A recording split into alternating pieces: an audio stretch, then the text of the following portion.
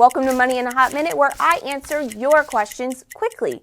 Today's question comes from Jason, and it's a very good one. He asks, would be curious to hear your thoughts on semi-short-term investing as a place to park cash for upcoming projects and goals.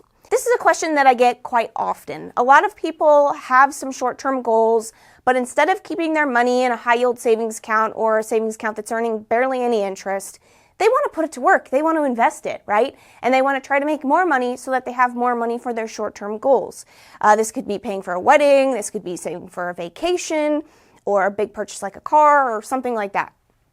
So, what I like to tell people is that when you're investing, you're taking on risk. You're going up the risk spectrum. So most of the time, the savings account isn't giving you enough, so you have to move up. So maybe you move up to bonds, or maybe you move up to stocks, or maybe you move up to crypto to invest that money for that short-term goal.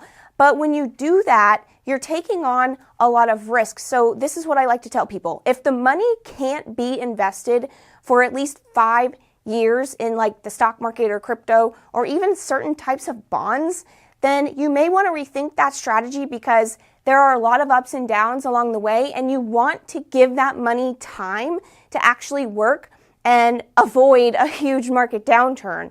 So if you come to the point where you're ready to take that money out of that investment because you're ready to go on your vacation or purchase your wedding or whatever it is, you may go to the market to sell those assets to get that money to pay for your short-term goal.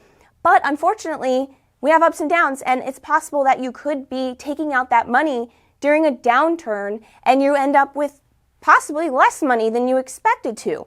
When you're investing in risky assets, basically anything that's maybe like a corporate bond or higher, you want to just be aware of those ups and downs, and be aware that whenever you are ready to take that money out for that purchase, you are having that risk of taking it out during a downturn, during the worst possible time. And that's why I like to tell people, think about anything that you're investing in risky assets, you want to maybe keep it in for at least 3 to 5 years. 5 years is great.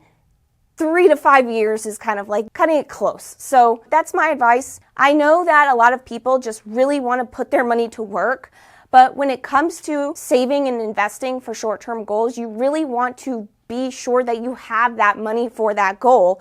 And taking on too much risk in too short of an amount of time to not allow for those cycles, those ups and downs to kind of process, then that's, a risk that you're taking on. So it depends on your risk tolerance, and it depends on the goal, and it depends on the time frame. But that's kind of the general rule of thumb that I try to tell people. All right, I hope that you found that helpful. Again, you don't want to take on too much risk and have to take your money out during a downturn. So think about that and protect that money with lower risk assets, and you hopefully will be able to do what you're trying to do. So if you have a question that you want answered quickly, you can put it in the comments below, and I'll catch you in the next Money in a Hot Minute segment.